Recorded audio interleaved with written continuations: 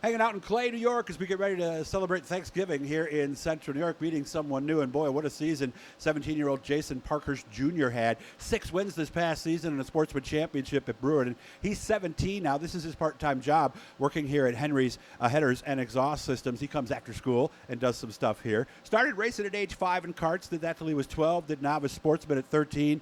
He was one of the guys they made move up because he won too many races, and he's been winning races in sportsman ever since. Jason, how we doing today? Doing good. How about you, Doug? Good. How was school? It's going. One of my best years I've had in school. We're passing everything, staying up to date on everything. Couldn't ask for more. Very good. So what do? You finish school and then you come right over here to Yeah, this place to work? Right now, I'm doing an internship through here for BOCES, so I come here for BOCES 4 days of the week, and then I go to BOCES 1 day of the week. So it kind of works out. I get more hours here, get more stuff done, and I'm able to get out earlier and go home and do stuff at home too. Yeah, and you're working in the racing industry, which has got to make you feel pretty good too, right? Yeah, I couldn't ask for more. I love racing. I love the sport, and have fun here every day. Do you like, does this help you a little bit? I mean, being around Bob and being around all these guys and learning more about exhaust systems, does that help you on the track, or is it more just... Yeah, it kind of helps you know what you got. You kind of know the ins and outs and stuff on what we're getting and all the knowledge we share around here. Bob, he shares stuff with us and gives us ideas and stuff. And just the atmosphere with all the racing people, you get out in the community and we make all this stuff and you got your hands in on, like, all over the country. We're making all this stuff and all different kinds of stuff, the ins and outs to them, and it's pretty cool.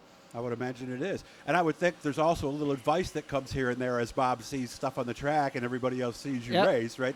You're getting some pretty serious advice and, what's the word I'm looking for, analysis of your driving, right? Yeah, Bob shares tips here and there all the time and tells us a lot of stuff and tells us a bunch of stories on his racing stuff, and it's pretty cool. Yeah, and most of them are probably true, Yeah. Most of them anyway. Did you see this year coming? Did you have a feeling after last year that you were getting better and that a possible championship could happen this year? Yeah, we had from the year before to last year, we gained a lot of speed, and then really at the end of the year, we started clicking off a bunch of good runs up front. We just fell short of the championship at Fulton last year by a couple points. It was so tight going in. It was 1 point lead for me, and just the track was hammered down, and Cody Manita, he started up front. And I think towards the end, when I got clean air, I felt I was just as fast, but it happens like that in racing. We're so close. Probably a couple things at the beginning of the year I could have done better to maybe win a championship last year. But we gained so much speed at the end of the season last year. We knew we had a lot of momentum going into this season, and we got to update a lot of the stuff, new car, and just the beginning of the year, we had a rocky start at the first week at Brewerton. We're like, then we went to work in the garage that whole week, and we found a lot of speed that second week of Brewerton. Really?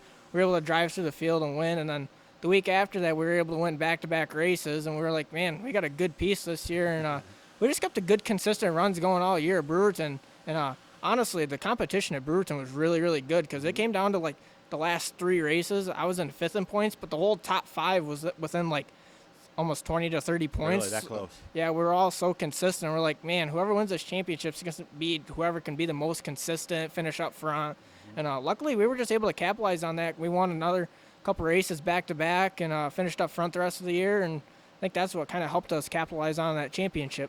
What happened on championship night? Were you leading at that point? Yeah, we had a pretty good-sized lead. I think it was 13 or 14-point lead. That's not a good-sized lead. You still No, got to go out and get, it's only a couple spots, and I was just being so patient. We're like, man, because Cody Manita, he was in second at the time, and he was tied with Nick Ventura, I think, going into that night, and Ventura, he was way ahead of me and Cody, but I was just trying to follow Cody, stay right with him. And then Ventura had a little bit of bad luck and was he got a jingle, and so that kind of helped me and Cody out. And then I kind of just stayed with Cody, raced with him, and if he showed, I kind of let him go, and I kind of just took what I can get and just was real, real patient. I didn't want to put myself in something that would get me wrecked.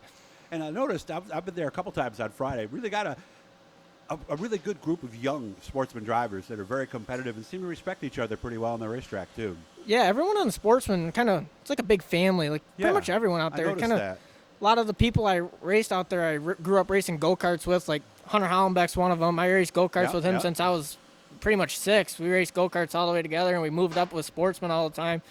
And me and him talk all the time, bounce ideas out to each other. So that's pretty cool to have pretty much a best friend out there racing Sportsman with you, share ideas, and I think that's what helps us a lot. We can share driving styles and how the track condition goes and stuff like that. Yeah, I was impressed with Hunter. He does all this stuff pretty much by himself, too. Yep. At his shops, he got some smart young drivers in that division. What are we thinking about for next year? Have we started? Are we already disassembled the car? Are we starting to put it back together? Where do we sit in the shop? Right now, the car's pretty much a roller. The motor's out of it. We're trying to sell it.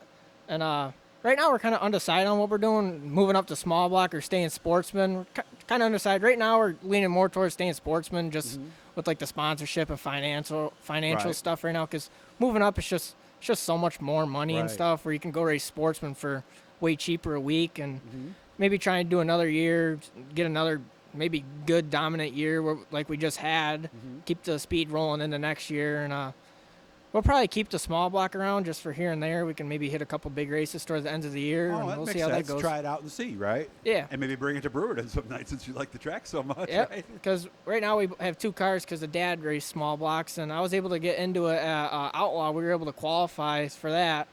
We were just getting seat time because we knew we had the idea of moving up this year, but so we're going to probably send that motor out, get rebuilt, send it back over to Morrison, get it rebuilt over the winter, and then we'll just have it under the bench probably in case we do stay sportsman. Okay.